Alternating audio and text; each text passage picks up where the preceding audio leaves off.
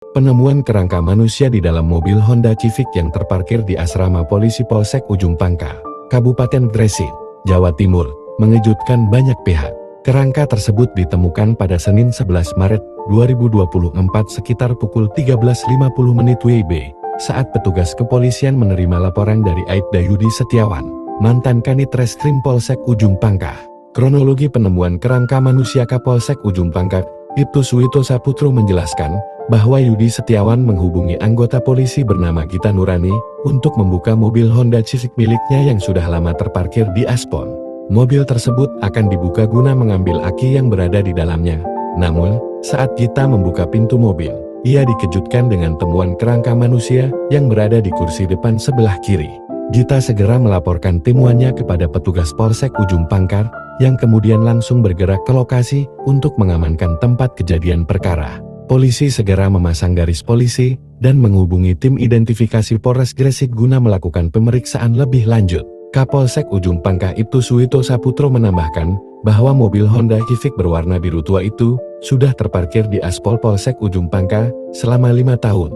Mobil tersebut dalam kondisi mangkrak, ban kempes, serta tertutup debu tebal. Yudi Setiawan diketahui pernah menempati rumah dinas di Aspom saat masih bertugas di Polsek Ujung Pangkal. Namun, ia telah pindah ke Polsek Panceng sekitar 2 tahun lalu.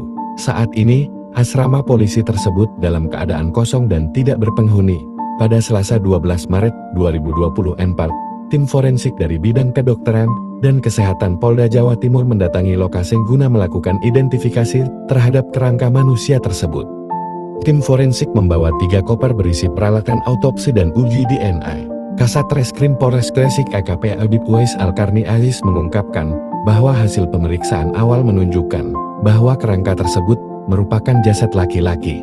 Selain kerangka manusia, di dalam mobil juga ditemukan barang-barang lain seperti sarung dan celana yang berada di bawah kursi sebelah kiri. Barang-barang tersebut turut dikumpulkan sebagai barang bukti untuk pemeriksaan lebih lanjut. Sementara itu, Kapolres Gresik AKBP Rovan Richard Mahanu menyatakan bahwa pihaknya telah mengambil langkah-langkah cepat dan profesional dalam menangani kasus ini.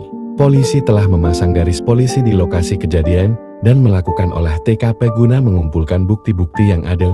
Jasad korban telah dibawa ke rumah sakit untuk dilakukan autopsi guna mengetahui penyebab serta perkiraan waktu kematian.